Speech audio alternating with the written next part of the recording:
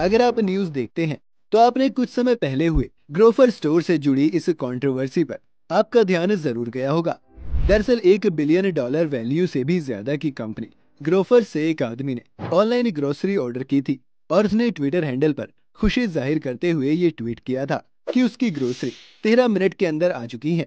यहाँ तक तो ठीक था, लेकिन इस ट्वीट की तब चर्चा हुई जब ग्रोफर्स के सीईओ अल्बिंदर डिंसा ने ये रिप्लाई दिया कि ऑर्डर पहुंचने में 3 मिनट ज्यादा लग गए और आगे से वो इस चीज का ध्यान रखेंगे कि ऑर्डर 10 मिनट तक पहुंच जाए।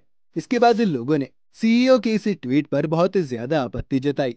कई लोगों ने कहा कि डिलीवरी टाइम को कम करने के चक्कर में नुकसान डिलीवरी बॉय को भुगतना पड़ता है। लेकिन दोस्तों, सोचने वाली बात यह है कि ग्रोफर्स इकलौती कंपनी नहीं है जिसने अपने कस्टमर बेस को बढ़ाने के लिए इस स्ट्रेटेजी को अपनाया है। बाकी कई कंपनीज भी हैं जो अपनी मार्केटिंग स्ट्रेटेजी में इस चीज का इस्तेमाल कर रही हैं। लेकिन जैसा कि हमने आपसे पहले कहा कि इस डिलीवरी टाइम को कम करने की रेस में सबसे ज्यादा नुकसान डिलीवरी बॉयज को हो रहा है और इसका प्रमाण भी कई बार हमें देखने को मिला है। उदाहरण के तौर पर पुणे में हुए एक इंसिडेंट को ही ले लीजिए, जहां फूड डिलीवरी कंपनी का डिलीवरी बॉय रॉन्ग साइड से स्कूटर चला रहा था। जब उसे ट्रैफिक पुलिस ने पकड़ा तो उसका कहना था कि वह रॉन्ग साइड पर इसलिए चला रहा है क्योंकि वह उसके पिकअप के लिए लेट है। अब दोस्तों, हम में से कई लोग ये मानते होंगे कि ये टाइम पर डिलीवरी करने का प्रेशर डायरेक्ट कंपनीज की तरफ से होता है, तो हम आपको बता दें कि ऐसा नहीं है। ये प्रेशर इनडायरेक्ट वे में होता है। जितने ज्यादा ऑर्डर्स ये डिलीवरी एग्जीक्यूटिव डिलीवर करेंगे उतने और ज्यादा ऑर्डर्स उन्हें मिलेंगे और ये जाहिर सी बात है कि जितने ज्यादा ऑर्डर्स उतने ही ज्यादा पैसे। अगर ज्यादा ऑर्डर्स से पैसे मिलने की बात करें तो मुश्किल से ये डिलीवरी एग्जीक्यूटिव से दिन के 200 से 800 रुपए इंसेंटिव के तौर पर कमाते हैं। और ये कहानी सिर्फ फूड डिलीवरी कंपनीज की ही नहीं है।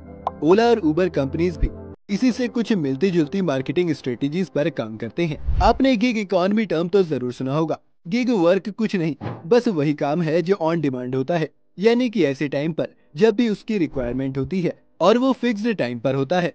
अगर हमारे देश में गिग इकोनॉमी की बात करें तो आने वाले 3-4 सालों में ये 3 गुना बढ़ेगी। अब रिपोर्ट्स के मुताबिक तो देश की इकोनॉमी बढ़ेगी, लेकिन इकोनॉमी के जो वर्कर्स हैं वो खुश नहीं है। ऐसा होने के कई कारण हैं। सबसे पहला कारण तो पैसे हैं। ये गिग इकोनॉमी के वर्कर्स काम बहुत ज्यादा करते हैं पर काम के मुकाबले उन्हें पैसे कम मिलते हैं। अगर जोमेटो डिलीवरी एग्जीक्यूटिव की बात करें तो उसमें दो चीजें होती हैं। सबसे पहले एक फिक्स्ड बेस पे जो उन्हें ऑर्डर कंप्लीट करने के बाद मिलता है, और दूसरा इंसेंटिव होता है जो कुछ माइलस्टोन अचीव करने के बाद उन्हें दिए जाते हैं। और ऐसा कहा जाता है कि ये बेस पे इतना कम होता है कि इंसेंटिव के बिना तो इनका घर चल ही नहीं सकता। जैसा कि हमने आपसे पहले भी कहा कि एक दिन का इंसेंटिव ऑर्डर के आधार पर 200 से 800 रुपए से ज्यादा भी हो सकता है। लेकिन इसे पाने के लिए इन डिलीवरी एग्जीक्यूटिव्स को काफी ज्यादा मशक्कत करनी पड़ती है। तो भैया आप जोमेटो में कितने पैसे कमा लेते हो? 350 इंसेंटिव लगा। तो ये तो हुई जोमेटो फूड डिलीवरी सिस्टम की बात। अब अगर कैब्स की बात करें तो इसमें भी ऐसे ही कुछ सिस्टम फॉलो किया जाता है। अब जाहिर सी बात है कि जब बेस पे कम हो और इंसेंटिव के लिए इतनी मेहनत करनी पड़े तो वर्कर्स के शारीरिक और मानसिक स्वास्थ्य पर इसका असर पड़ेगा। जरा आप ही सोचिए, कड़ी धूप हो, तेज बारिश हो, ऐसे में सुबह से लेकर रात तक, या कुछ केसेस में तो रात को भी काम करने की वजह से खाने पीने की टाइमिंग में गड़बड़ होती है और इससे शारीरिक स्वास्थ्य बिगड़ता है। और जैसा कि हम सब जानते हैं कि शारीरिक स्वास्थ्य बिगड़ेगा तो मानसिक स्वास्थ्य पर भी इसका नकारात्मक प्रभाव देखने को मिलेगा। इनफैक्ट ओला और उबर कंपनीज के ड्राइवर्स पर रिसर्च भी की गई थी, जिसमें ये बात सामने आई कि लगभग 90% ड्राइवर्स को 6 घंटे से भी कम की नींद मिलती है। अब ऐसे में स्ट्रेस में कई बार ड्राइवर्स तंबाकू, स्मोकिंग और दारू जैसी चीजों के आदी हो जाते हैं। ऐसे वर्किंग कंडीशंस के चलते इन सारे ड्राइवर्स को अपने फैमिली टाइम को भी गिव अप करना पड़ता है। सबसे आखिरी कारण की बात करें तो वो है जॉब सिक्योरिटी की कमी। एक नॉर्मल 9 to 5 जॉब से अलग इन गिग इकोनॉमी के वर्कर्स को न लिमिटेड वर्किंग आवर्स है, न ओवर टाइम के पैसे, ना ही इन्हें कोई हेल्थ बेनिफिट्स जैसी चीजें मिलती हैं। साथ ही जैसे कि हम सब जानते हैं कि इन पर अच्छी रेटिंग्स का भी काफी दबाव होता है। अब मशहूर अर्बन कंपनी को ही ले लीजिए, जिसके वर्कर्स को 4.5 की रेटिंग मेंटेन करनी होती है। अगर ये इसमें असफल होते हैं तो इनके प्रोफाइल को प्लेटफॉर्म से निकाल दिया जाता है और उन्हें वापस रीट्रेनिंग डिपार्टमेंट में भेज दिया जाता है। ऐसे में एक वर्ग ऐसा है जो इनकी इस हालत से सिंपैथाइज करता है, तो वहीं दूसरा वर्ग ऐसा भी है जो इनकी इन वर्किंग कंडीशंस का फायदा उठाते हैं। और अच्छे रेटिंग के नाम पर इनसे मुफ्त में सर्विस लेते हैं। लेकिन दोस्तों, वो कहते हैं ना कि डूबते को तिनके का सहारा।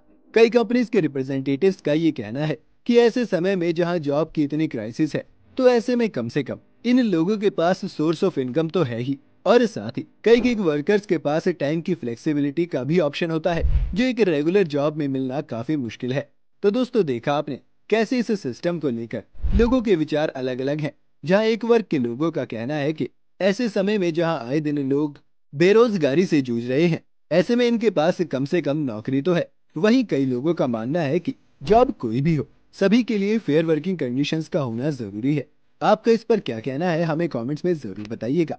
उम्मीद है आज की इस वीडियो से आपको कुछ नई जानकारी जरूर मिली होगी। अगर आपको वीडियो पसंद आई हो तो इसे लाइक और शेयर जरूर करें। साथ ही अगर आप चैनल पर नए हैं तो सब्सक्राइब बटन पर क्लिक करके बेल आइकन दबाना बिल्कुल ना भूलें।